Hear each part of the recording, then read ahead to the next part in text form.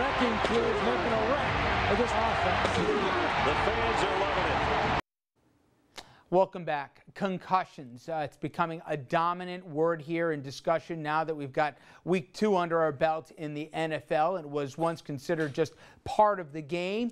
Well, it's now being looked at in a whole new light as new information emerging on the long-term impact on concussions. Even mild concussions can result in chronic traumatic encephalopathy, or CTE. It's a form of degenerative brain damage that can cause serious long-term problems like long-term memory loss, dementia, slowed muscular movements, deafness, and, as we've seen too often, depression. For some, like Andrew Waters, it may have turned deadly. He took his own life at the age of 44, and an examination of his brain tissue suggests the damage caused by concussions may have led to his depression and eventual suicide. We have other examples. Ex-Steeler Justin Zerlak, also under strange circumstances, killed in 2004 after experiencing hallucinations, leading police on a high-speed chase for 40 miles before driving his car into an oncoming tanker truck, suggesting he was disoriented at the time. And as I said here, not isolated incidents. Study of 2,500 former NFL players shows a direct correlation between depression, Alzheimer's-like symptoms, and the number of concussions a player had suffered.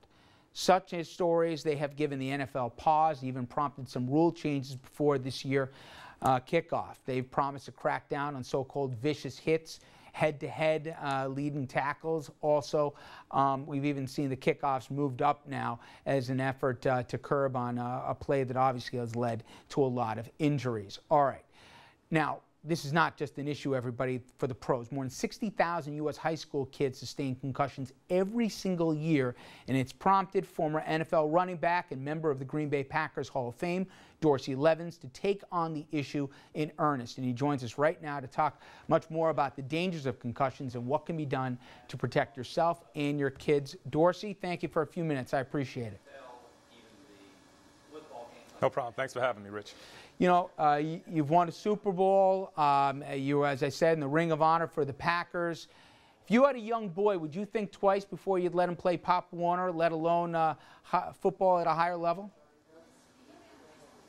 Yeah. Absolutely. You know, I would definitely discourage it. You know, if he wasn't going to be an athlete at all, I think I would push him toward maybe golf first, or baseball or basketball, but something, definitely a sport that involves a lot less contact. You know, I've heard you've interviewed and say, while you didn't sustain in your playing career a formal concussion, you were dinged up a whole bunch of times, shaken up.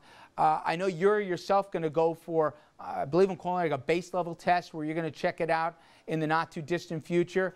You concerned about what some of the results might show given your career in the NFL?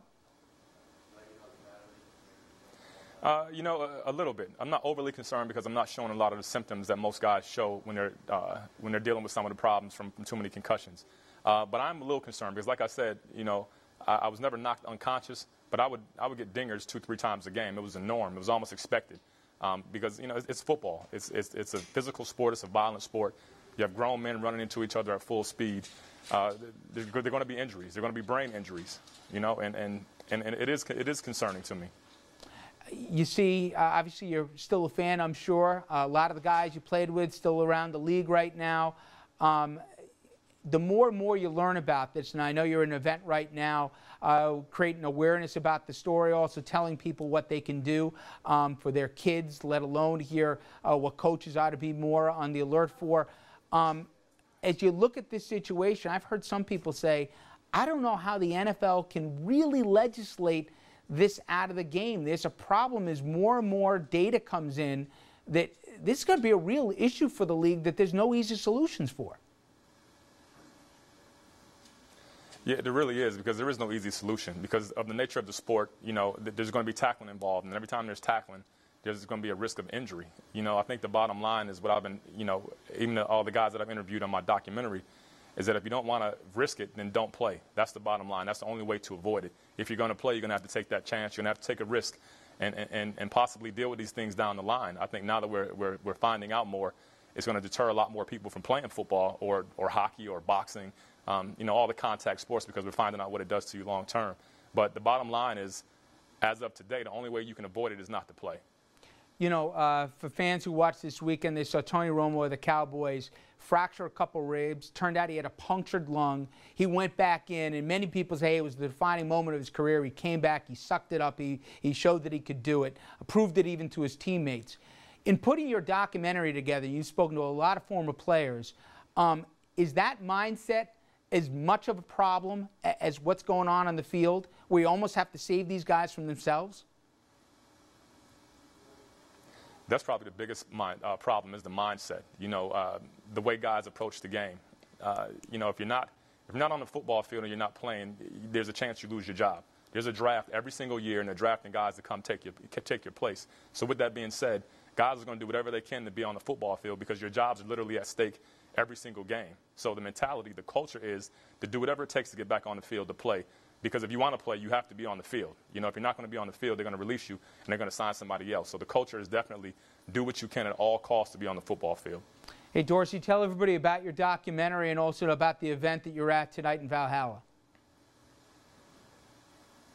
The documentary is called Bell Rung, an alarming portrait of professional football, and we talked to a bunch of former and current NFL players about what they think about what's going on with the concussion issue. Right now, we're at Blythedale Children's Hospital doing a town hall. We're going to talk about it, talk to some local athletes, some high school students, their parents, and let them know what we know so they can make an informed decision when it comes time to decide whether or not they want to play a sport, in particular, you know, football, hockey, the sports that we talked about. Well, I'm glad it's an issue. It's finally getting some of the attention, and anybody who played football can relate to this, even at the high school level, college, let alone for yourself in the pros. And I appreciate the time you gave us tonight and the time you're giving this subject. Thank you very much, Dorsey. I appreciate it. Thank you, Rich. All right, everybody, we're going to be right back, and we're going to stay on the sports theme. We're going to bring back our table with us. We're going to be talking about big events that happened yesterday in the metropolitan landscape, but also some real interesting reactions from the fans. We'll take you to the Meadowlands and also to Yankee Stadium. We'll be right back.